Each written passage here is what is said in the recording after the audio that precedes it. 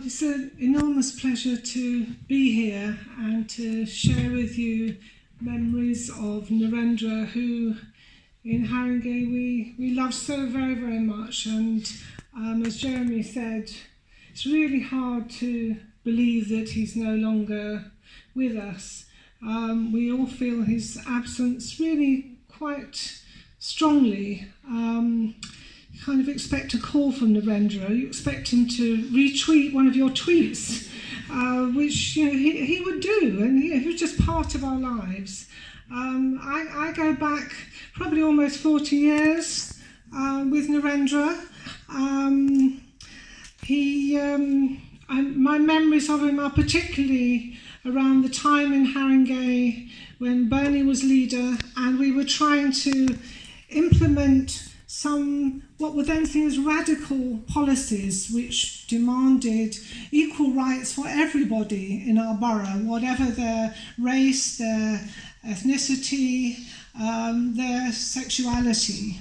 And we came under enormous pressure from right-wing newspapers, right-wing politicians to do some things that nowadays would be unexceptional. We expect there to be equal opportunities applied when people apply for jobs. That was never the case, but we started to change that to try to make sure that everybody had an opportunity if there were jobs available in the council, and if people paid their rates, their council tax it is now, they deserved equal services.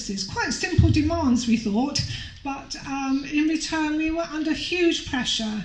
Narendra was the chief whip of the council, I was the chair of the Labour group, and he was steadfast in supporting the Labour group for those policies under what was incredible pressure, the kind of pressure that I think Jeremy perhaps will understand, the sort of pressure that he is sometimes getting now for asking for some quite reasonable things, actually. So Narendra was hugely important in making some quite radical change in Haringey. But he was influential nationally as well, because of the enormous network of black activists that he built all over the country, actually, which over a whole number of years fought for the right to black representation in the Labour Party. And again, you would think that that wouldn't be much of an ask, but it certainly was then, and there was tremendous resistance to that. But behind that campaign was this master tactician called Narendra Makanji. He was absolutely incredible. He kept all the contacts, he kept people going in Birmingham, in Leeds, in Manchester, in Wales, wherever there were black communities. He knew people, and he got people organised to keep up that pressure on the Labour Party and the trade unions, actually, because the trade unions weren't always supportive in those days. So he was the tactician, he kept the records, he kept the details, and he marked progress in a way that was absolutely essential.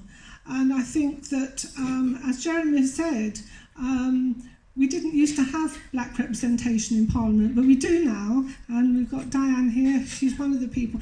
And really, I think we wouldn't have got there if it hadn't been for Narendra, that strategist, that tactician, actually making it happen.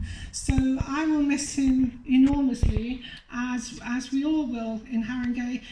More lately, he became chair of the Bernie Grant Trust, a charity that we set up in Bernie's memory, which is doing incredible work, trying to bring forward young people to understand the struggles of the recent past and to perhaps encourage them to be activists in bringing about the changes that they want to see.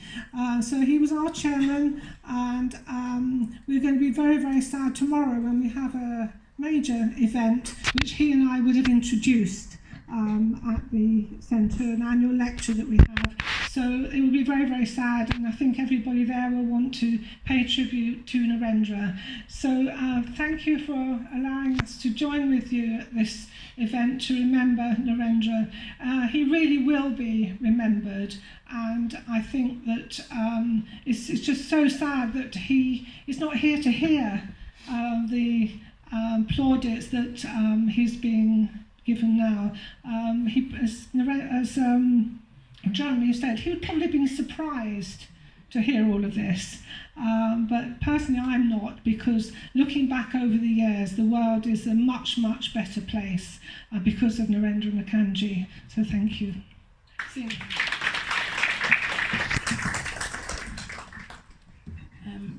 Thank you so much.